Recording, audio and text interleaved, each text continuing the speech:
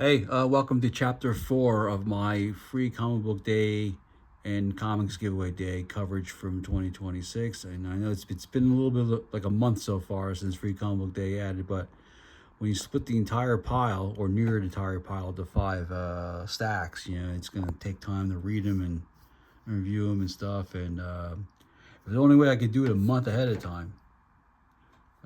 But my pro status doesn't go as far as it used to anymore. So anyway, okay, why are you staring at a package here? Well, this was the package that five of my missing books arrived in, and I wanted to show you the packaging, how great this company is. I discovered called Graham Cracker Comics. They're online, mostly an online boutique company, and you got to get your I guess if you order comics ahead of time, or you're so used to doing online ordering, this is one of the guys you go to because they do a swell job of sending your books out. It came in this priority envelope here, because I ordered it that way, and it's only $16 for shipping. And I needed it in a hurry because I wanted to get these reviews out. And maybe next time I'll use standard mail and see how it comes out. But I was really impressed with how they treated it. It came in a nice little cardboard box with their logo on it. You can see it's one of those books you just, really secure a bunch of books. And to top it off, the icing on the cake, they came hermetically sealed in this green wrap, which I thought was impressive with their logo on it. And of course, the books came in these nice bags too. But I took the books out of the bag so I could have easy access to them. So the 9 books in the fourth installment. The first 4 titles blew me away. I mean, this is what the free comic book day dreams are made of. When you find something that you want to buy in the future, and this is one of these. This is a comics giveaway day edition of Minotaur, and it's subtitled "The Cold Opening." This is from Bad Ignition Press, and never read any of their products before, but it's pretty cool. It's a pretty cool cover. I mean, look at this. It's these are supposed to be like nano bugs or something like that, so they're not really real bugs on the cover. But it's an interesting book. I was really impressed by the layout of this book, the colors. It's a real high humdinger of a sci-fi story. It takes mostly out in some desert somewhere, with it's just a cybernetic, cyber linked to getting instructions from this ringleader who runs this terror. He doesn't want to call it a terrorist group, but it's dealing. I mean, it opens up with the lady stepping on the nanobugs, but there's a lot of crazy things going on in here. It's about like gods who've walked the earth before, and nanotechnology and crazy things like that. And it really reminds me of, there's a series that was on AMC Plus, an animated series that was like an hour long series. I think it had William Hurt's last vocal performance on it. The guy who played General Ross on The Incredible Hulk. His last recorded work was on the show called Pantheon, and it was about gods and cyber technology and all those crazy things, and how the world's going to be destroyed by these gods who lurk in our machines and things like that. So it's got that same crazy premise, and it's from writer.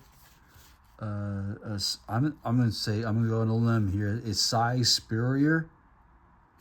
I know he writes some Vertigo books. I know him from Hellblazer. I think he did a run on. And he's mostly affiliated with a lot of DC dark characters and some Vertigo books. And there's a whole explanation, the prelude. It goes into Minotaur 1. You see there's one of these crazy mythological creatures. So there's like a little bit of X-Files and maybe Supernatural in it. But I really liked it. This is the cover for issue 1, coming out on July 15th. Yeah, I have a little stack of these ash cans that Bad or Ignition Press I've gotten from stores. They're not far. They're in Los Cienega Boulevard, so they're not far from either Golden Apple or the other shop or my local shop that I buy my comics, and they seem to drop off a stack of these ash cans. And I got a pile and pick through them, and I should do that after I finish doing these free comic book day editions. The next book, oh man, the next book. This is something else. This was absolutely hands down. I think this is the winner of the year. This free comic book day is the winner of the year. I never beheld such a project of grand ambition as this. And this is Mike Diodato Jr. And these are the Oz characters, like modernized. And wow, and that's, you know who that is? That's the Tin Man. What a sleek design for the Tin Man. He looks almost like freaking Rom, for cripe's sakes. And you flip it over, there's more characters. Even that badass character. That guy's called Blaze. Look at these characters. Look at the Scarecrow. He's like Dorothy, of course, and Princess Glenda the Good. Anyway, this is a real ambitious project of graphic novels that are coming out. I don't know if they're based on actual Oz novels, but they seem to expand beyond the Oz mythos with new characters in it, and it's a lot of exposition in these issues. There's some, like, look at these editorials they have and forwards, and it's written by he's Larry King, not to be confused with the CNN talk show host who just died. I mean, it would be funny. I used to work on CNN, and now I'm writing comic books. Yeah, right. It's co-written by Fred Van Lente, which works very familiar in a lot of books like Heavy Metal and Valiant and all sorts of things. I'm sure there's DC and Marvel to his credit.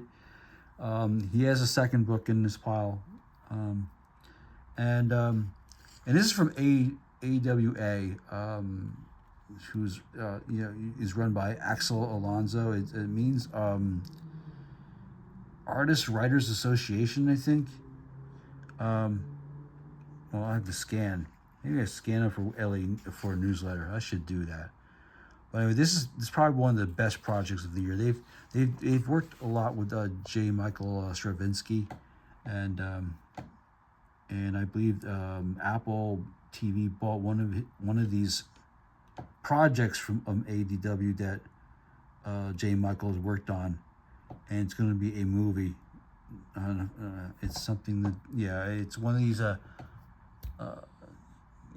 what do you call it? Man, it's telepaths. That's what it is. Telepathic ability. People with telepathic abilities. Anyway, let me show you this. I got to show you this artwork in here. So this is I don't know how many books will be in this series. This is a preview of the second one, called the Outer Lands, Into the Outer Lands, and the first one is called Into the Lost Lands, I think, and in this, I guess in the opening book, Dorothy is seen coming back to Oz, but she lands smack dab in the non-such ocean, which is what they called. And I guess the quest is that this new Princess Ozma gathers the forces together, and you'll see in here this new guy. Is it Private Ambi? Yeah, and he's I think I know him from another. Wasn't he in the Return to Oz movie? Anyway, here's the Cowardly Lion arm wrestling his buddy Tiger, and is Mike. This is one of the most, I think, the most beautiful work that Mike Diodeo Jr. has ever done. The only thing I had problem is these crazy design, separation of panels here. It doesn't make sense of why it's all designed like that, but nonetheless it looks beautiful, right? The Scarecrow. So anyway, Osmond gathers all the old team back together to go out and look for her, and they're gonna come across some obstacles in the way, like these giant bugs, for instance. And this is like the Yellow Brick Road, but it's called something else. The name lost me. But yeah, oh, here, they're throwing it out. Okay, so, but I have to look at the name. They call it something. This carpet that they show around spreads all across the desert. So they can safely cross it. And there's the cover of the book coming out. And I was really astounded to read that Elton John wrote the foreword to the first one. That's pretty nifty. Oh, look, you get this pretty nifty map of all the places they'll be heading for. And Dorothy's out there somewhere. She's in the ocean. She's along the beach somewhere, and they have to find her. And here are one of the character designs. You got TikTok. You got her name is Langdewir. Billy the Chicken. I believe he was in the first novel. Dorothy is the first novel, and there's Osmond the Princess right there, and this is Blaze. This is the character they're gonna run into in the second novel. Anyway, I have to get a copy of the first graphic novel. This is the most outrageous thing I ever seen. Never seen Oz depicted this way, but enjoyable. Next up is Terrorbytes. This is like sort of like it reminds me of the Twilight Zone book that IDW is currently publishing a bit, but this is more of a science fiction slant to it. And contrary to what I wrote in the blog, it's not really a revolving team of writers, artists, but rather it's Mark Russell and another writer. There's just 5 issues out so far, and I forget the other writer's name is, but they alternate between issues, but there's also different artists comes in aboard. So anyway, this is much in similar vein. I don't know how old this book is. I didn't look at the date. It came out sometime late last year. It's an interesting tale of this device that if when you're on your deathbed, you can relive all your memories vividly before you shift off the mortal coil. And they're trying to sell this thing as hotcakes in here. It's like like an iPhone version of a memory machine or something. And there's some crazy things, and there's of course there is a drawback to getting this thing in, and that's the cover of the second issue. And there's a backup story of a thing called Honor and Curse. This is Mad Cave, by the way. Like I said, they did the same. They treated Flash Gordon the same way. So it was good. I like Mark Russell's work. I read a few things of his. Red Sonja, he did a real. I think he worked on Red Sonja for like a year or so. And it was a good story. I really followed it along. So that's that writer. Fred Van Lente is also the creator of this series called The Future Is asterisk. Don't know what it means. Anybody knows, please let me know. And these guys from REKCAH Comics, and they are headquartered out in the middle of South Dakota somewhere. I never heard of a comic book company who published out of South Dakota. And the company also moonlights as a cybersecurity company. So you get this pretty cool story in the beginning called Hats, and it's a sort of a send up of like Westworld, Deadwood, Fallout, little like those cyber hacking movies like Swordfish, and maybe a couple others. What was that series that was on AMC Plus? Hold and Catch Fire. Wasn't that about cyber security? Anyway, you got this really cool. They're chasing out bad guys in some kind of cyber western town, and they got this menacing electronic money. And look at that. Yeah, that's he's just built to last. Anyway, so you got this guy, the lead character is named Wheeler. He's sort of like the Walton Goggins character on Fallout, except he's not a ghoul though. But there's a little story here, 2-page little backup story. And here's this thing I had a hard time. I read it. I tried to read it. I tried reading it, and I try to understand it's two different things. But it's how to be hackers, and learn how to hack, and how to learn to have download cybersecurity, and how to play role-playing games with cybersecurity, like backdoors and breaches is this game, and and it tells you all the rules in here and what you win, and it's like a team participant game or something like that. You have to play with a bunch of other people, and boy, this was such a chore to get through. And they have actually, it's an actual, like I said in the beginning, it's a cybersecurity info program that offers tutorials and games and stuff and everything, and you have to order it, and I guess you have to scan your thing to order these products. So anyway, I like the comic book story, but I didn't like reading the special features at the end. Aquamanatee. This is Ben Clanton, and of course it deals with Aquaman.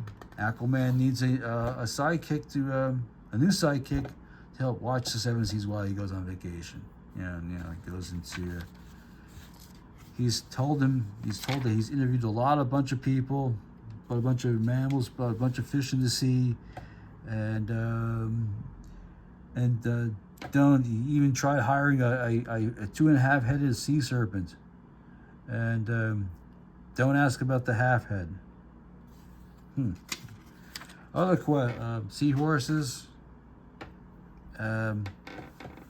blue-rooted boobies, and they made a mess of the sea by taking a whirlpool of poops. And Aquaman was traumatized. He said, "Oh, so much poop." So, I guess Manatee accepts the job. Aquamanatee, and becomes Aquamanatee. So, what's his name? Marvin the Manatee? Oh well. I'm sure I wrote it down in the blog somewhere. But here's the question I have. Here's the big question I have. Being a big fan of Aquaman when I was a kid. Every time you played in the pool with your buddies, I always got to be Aquaman. Not Submariner. I didn't really like Submariner back then in the day, but Aquaman was my man. And of course, if you love the old Filmation cartoon, Batman's floaty. Batman, check out Batman. What What an embarrassing idiot he is. Look at, he's going out in his scuba gear and that pink flamingo float. But look, all these, I mean, if Aquaman wanted such a quest to ask everybody to help work for him, even Manga got turned down. Where the hell was Tusky and the Walrus and all this? Doesn't everybody remember Tusky the Walrus? You know, you know, always barking at Aquaman and Aqualad every time when it started a fight. You always go, you know, barking at him. You know, like, and Aqualad would tell him to shut up before I smack you one across the old whiskers there. And I hope nothing bad happened to him. Honestly, Tusky the Walrus was the show. I mean, come on. Here's a little preview of Supergirl's Superheroes, Crypto's Big Break. And this is the only 2 pages you can see Supergirl in. Oh, 4 pages. I'm sorry. I must have skipped this page. Anyway, it's got a big bad zookeeper villain, and it's, you know, for kids starting to read out. These are pretty good. World of Archie. Yeah, World of Archie. Interesting. I remarked that, man, how so many artists and writers have come. Look at all these artists and writers and stuff. It's like you don't need AI when you got this much talent assembled here. And look, all these artists in one letter. Only one letter is employed by them. I heard that Archie's not doing too well financially. I heard that some other companies are coming in to help out with the publishing load. Like I think Oni Press is doing some Archie titles. Not sure. And I read one. Yeah, I think I read one the other week where it was a parody of Archie doing EC Comics. I think Oni published that one. The cover was like an EC Comics cover, if I remember. You know, it was a fun read. But there's some new characters ever since, you know, Riverdale ended. They've come up with some characters that hadn't even made it to the show yet. Like here's they got bios in here. They got Jola Kit, who forms a power trio with Betty and Veronica, if you can picture that. And you got I don't know if they do any Rush covers, or Triumph covers for that case. And here's another one, Cassie Cloud, who seems to be a real go-getter. You know, loves to dance, but she would rather hang out and do her D&D games and read manga. And she's turning down all the popular guys' dates just to hang out with these magician and D&D dragon master dudes. And they just can't contemplate this, the rest of the gang. So but she's I guess she's a Cassie of all trades. She also has a twin brother who's a real big troublemaker. What is his name? Casey and Cassie, they are twins. And another a blast from Archie's past is Daisy Thunder, who like probably going back to their go-kart days. She's a girl that loves to race, and she challenges Archie to a drag race because all the bad things he has done to her, inadvertently done. He hasn't seen her since the little Archie days. So and what else is going on? Yeah, Daisy Thunder, okay. And there's Jinx. Jeez, do I know Jinx? That's isn't that Sabrina's sister or something? She's related to Sabrina. Well, Anyway, this story also features Sabrina, a little minor role, but it's mainly deal with a singing sensation Serena Carpenter. I know, is that a real person? Or is that a play on Sabrina Carpenter? Anyway, Sabrina is featured in the last story. I guess, you know, it is Sabrina Carpenter, but I couldn't use Sabrina Carpenter because we have Sabrina the Teenage Witch, and I guess Sabrina has some kind of legal issue against it. But here's Sabrina. We all missed her, for instance, the Netflix show. I certainly miss her. And she's just cool and calculating and cast spelling as she could be. And there's that. So here's the next three titles are the three I had to order from the Graham Cracker ones, and the first two are the Udon titles, and then Street Fighter, and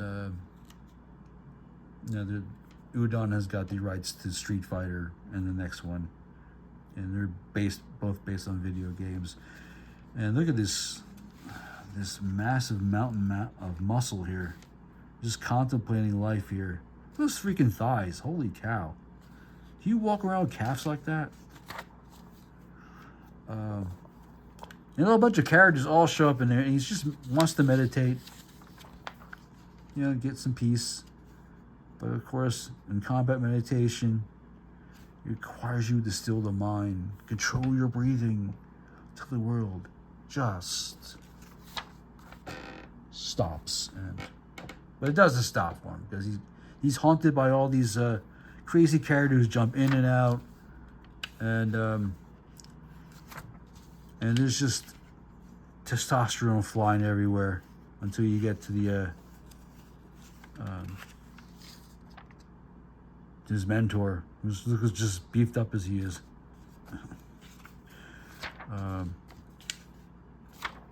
So yeah, basically that's this story is just about meditation and the coolness and collectiveness that comes along with it, and a lot of drop kicks to the face along with it.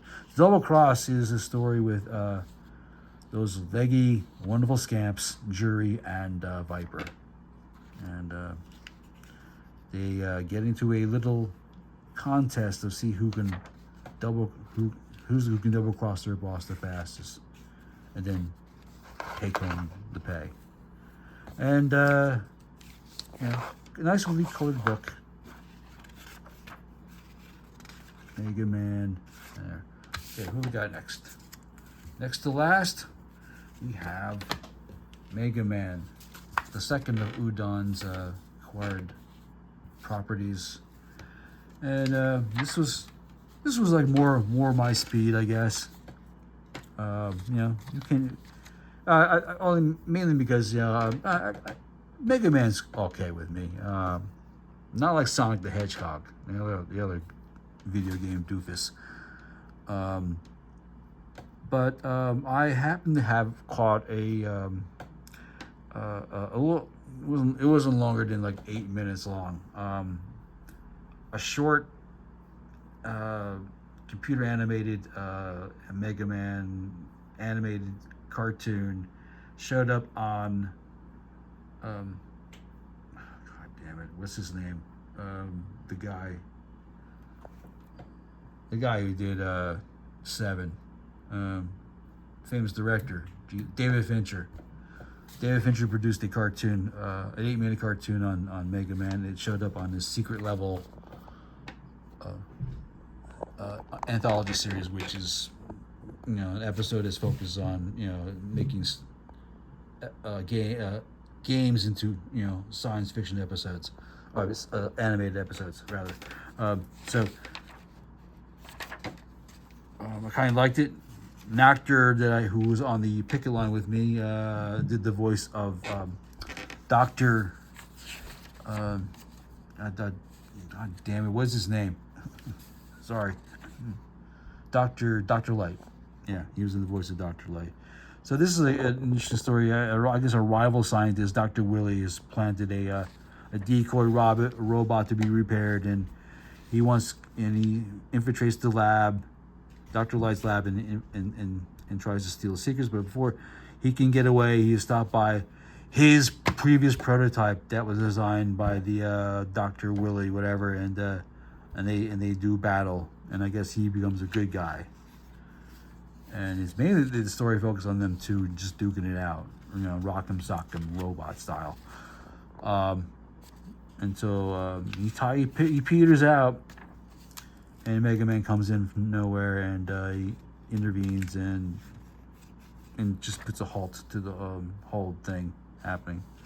And you see someone gets a sucker punch there after he's been told to stop.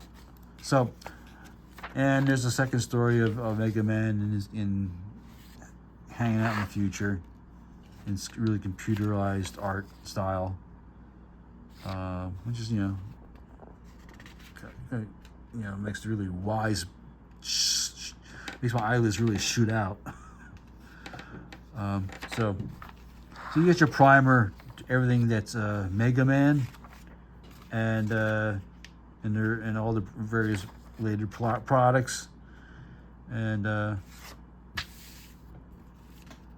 it's fun. And you know what you can do for $2. So the last book, I remarked that this threw me for a loop when I saw this pulling out of this box here. I go, what the heck? Where did I get here? What's this? A Munchkin? Was it if this is for a comic book for Munchkins to read? Seeing how I dealt with Oz previously. So this is a classic anime based on the 1999 animated series that itself is based on a 16th century Chinese novel. Now, who knew that that Chinese were writing novels back then? But hey, you got great sci-fi, like that show on Netflix. I wish I could write down stuff. My mind keeps drawing blanks when I'm getting into this stuff. Anyway, it's called Journey to the West. And, of course, like all Manga style, you guys saw it backwards to forwards. And it's a big, thick one. I mean, it's been translated by Jim Zub. You probably recognize from writing Conan the Barbarian and other stuff. And he's written Spider-Man. He's written all sorts of things. I don't know. Maybe this is maybe he's a fan of the anime or the manga that it's based on, and decided to jump in there. And it's wonderfully done. And it's kind of parts of it reminds me of One Piece. You got this a pig monk. You got a bunch of monks, and the premise is they get a hold of this Monkey King, and he's going to lead him through these paths of gathering these sacred scriptures of the Buddha, and they run afoul of some monsters here and there, and mythical creatures, and he becomes friends with this guy, with this this poor orphan boy named the Bad Luck Kid. And look at. I mean, this is like it's a 44-page. Look at your page 22, and you're a staple in the middle. That means you're headed for some. Oh, and they got this amusing horse in here who likes to let out giant explosive, farts. Yeah, I mean, look, it's the same like type of style of One Piece, and I think people really get into this. And and I think like I said, it's already based on the anime series. I mean, you can find it. It says in Wikipedia you can find it on Crunchyroll. Here's some of the evil demons that they encounter. Wong Ma, and they do battle with her. And I was really impressed with this. I'm not really blown away by Manga, but this one really impressed me. And of course, this is only a portion of the story, and it's, you gotta read the continuation in the Manga book coming out, or maybe it's already out. So that's what I got for this week. Oh, there's a little guide to teach you how to read it. So next week, I got, I think, another 2 or 3 other Manga titles to read, and the finishing up. Mostly it's the Kitty Fair, and some interesting projects from 10 Speed Press will be covered next week. So that's all I got for this week. Good night, and it probably won't be until next Monday until I post this. They keep screwing up my schedule. Work that I have to be in this day, that day, then take this day off, that day off, and gotta work with it. All right.